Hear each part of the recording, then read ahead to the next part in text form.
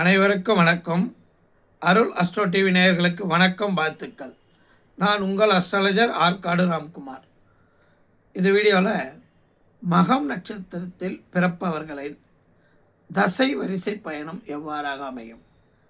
ஒருவர் மக நட்சத்திரம் சிம்ம ராசியில் உள்ள நட்சத்திரம். சிம்ம ராசியில் முழுமை பெற்ற நட்சத்திரம்.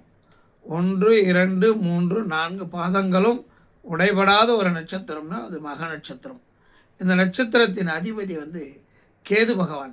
கேது பகவானுடைய நட்சத்திரத்திலே பிறப்பவர்கள் சிம்ம ராசியிலும் இருப்பார்கள்.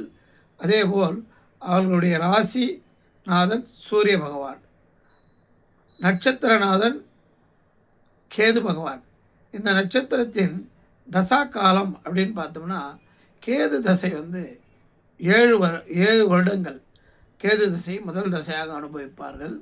அதற்கடுத்த உடனே மிகப்பெரிய தசையான சுக்கிர மகா திசை அமையும். அது 20 ஆண்டுகள். இது ஒரு 7, அது ஒரு 20, 27 ஆண்டுகள்.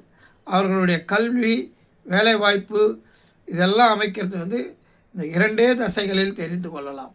அந்த 2 தசைக்கு அடுத்த பிறகு, கேதுக்கு அடுத்த பிறகு சூரிய மகா திசை அமையும். சூரிய மகா திசை 6 ஆண்டுகளும், சந்திர மகா திசை 10 ஆண்டுகளும் இதற்கு பிறகு வரக்கூடிய தசைகளாகும். சந்திரனுக்கு பிறகு சந்திரமகா திசையை அனுபவித்த பிறகு செவ்வாய் மகா திசை 7 ஆண்டுகளும், அதன் பிறகு ராகு மகா திசை 18 ஆண்டுகளும், குருமகா திசை 16 ஆண்டுகளும், சனி மகா திசை 19 ஆண்டுகளும், கடைசி தசையாக புதன் மகா திசை 17 ஆண்டுகள். தங்களுடைய தசையினுடைய 100 வயதுக்கு மேல் இருக்கக்கூடியவர்களுக்கு புதமகா தசையை அனுபவிப்பார்கள். இடையில் புதன் மகா புத்தி வேண்டுமானால் போகும். அப்படி இந்த 120 ஆண்டு கால தசா புத்தியை எவ்வாறாக அனுபவிக்கிறார்கள் ஜாதகர்கள், எவ்வாறாக அவர்களுடைய வாழ்க்கை பயணம் அமையும், லைஃப் ஸ்டைல்லாம் சொல்கிறதெல்லாம் தசா புத்திகளின் அடிப்படையில் தான் அவர்களுடைய லைஃபே நாம் பிரித்து எடுக்க முடியும். இந்த தசை இவ்வாறாக உங்களுக்கு உதவும், இந்த தசையில் இப்படி தான் இருக்கணும், இந்த தசையில் தெய்வ அனுகிரகம் இல்லை அப்படின்னு சொல்கிறாங்க. இந்த தசையில் நான் ஓஹோன்னு இருந்தேன், இப்போ இந்த தசையில் என்னுடைய வளர்ச்சி முழுமையாக இல்லை அப்படின்றதெல்லாம் அந்த நடக்கின்ற தசைகளின் வழியே தான்.